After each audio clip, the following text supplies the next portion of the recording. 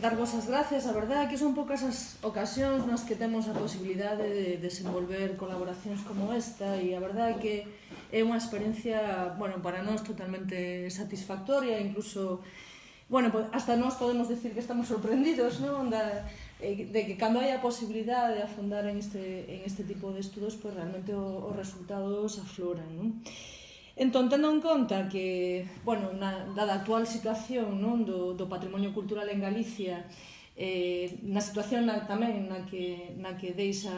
digamos, institucionalmente a nova lei do patrimonio, na que pois son transferidas aos concellos, non, algunhas competencias en canto a tutela da súa conservación e protección do patrimonio cultural, pois, bueno, iniciativas como a do Concello do Imbra, bueno, pois para min honra aos seus habitantes, non? Porque realmente, bueno, pois a situación é unha situación de bastante desamparo e, por tanto, que os propios concellos